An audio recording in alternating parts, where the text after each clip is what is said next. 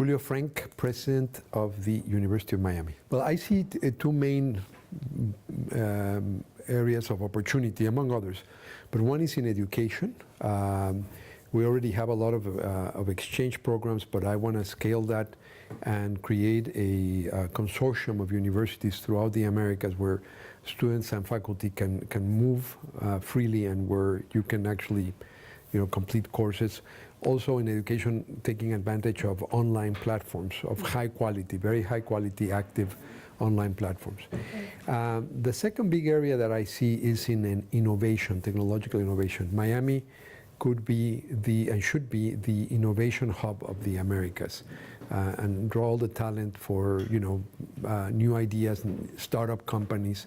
And Miami, because of its role as the gateway of the Americas, can play that role. It can be the Silicon Valley of the Americas. It does include the talent pool that already is here, which is part of what makes Miami attractive. And that talent pool includes the universities, like the University of Miami. It includes companies that are here. And then it includes the relationships that those entities have with similar organizations throughout the Americas. We're starting conversations with a number of potential partners. There's the Cambridge Innovation Center, which is leasing space here. Of course, Miami also has already a number of very interesting ideas to accelerate and incubate companies. We have this very important conference every year called Emerge. So there's a lot of activity already going on. But one thing we know is that any successful innovation hub has a great research university at its core. And that university is the University of Miami. We've just formed a group of faculty members who are going to create the criteria to be able to start targeting some of those new talents that we want to recruit. The important thing here is that when I talk about 100 talents, it's endowing 100 chairs. So there's a fundraising effort that's going to be parallel to that. And another important element there is we're looking at flexible ways of attracting talent. So people who may not be able to move to Miami for the whole year, particularly very distinguished researchers or very distinguished intellectuals, humanists, we could attract for, let's say, one semester or half a semester a year.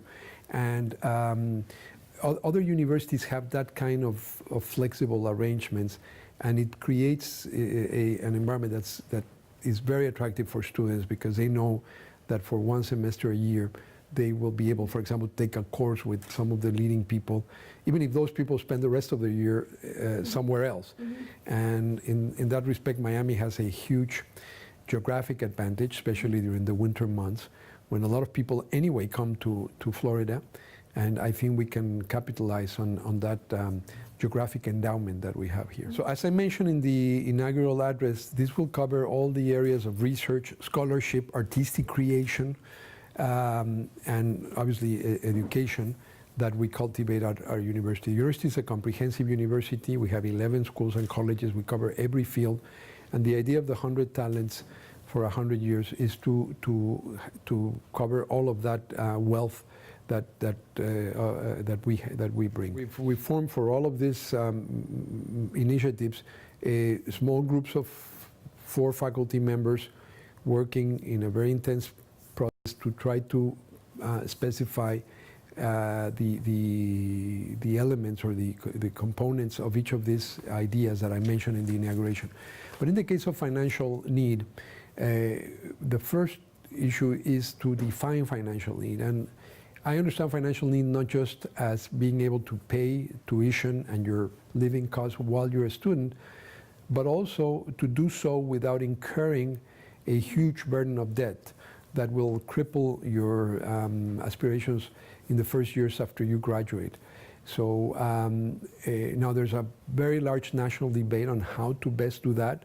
The president has proposed, capping repayment of debt, of student debt to 10% of income. So it would be tied to the income of our graduates. There's other alternative solutions that are being proposed. So we want to be very active participants in that national discussion and find a solution that's specifically suited for Miami. But that, what I can tell you is that it will also require a major philanthropic effort because, you know, I do think that people who support the university, many of them were themselves beneficiaries of student financial aid.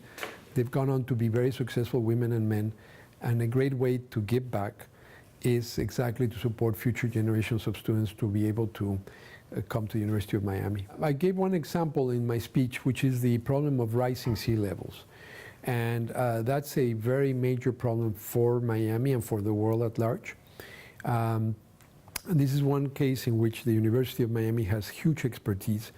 We have, you know, the Rosenstiel School of Marine and Atmospheric Sciences, which is one of the leading schools in studying the consequences of climate change, including rising sea levels. We have a very good school of engineering. We have a school of architecture, because you need to have elements of urban planning.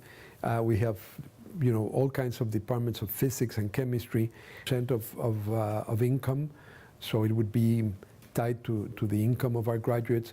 There's other alternative solutions that are being proposed. So we want to be very active participants in that national discussion and find a solution that's specifically suited for Miami. But that, what I can tell you is that it will also require a major philanthropic effort because, you know, I do think that people who support the university, many of them were themselves beneficiaries of student financial aid. They've gone on to be very successful women and men, and a great way to give back is exactly to support future generations of students to be able to come to the University of Miami.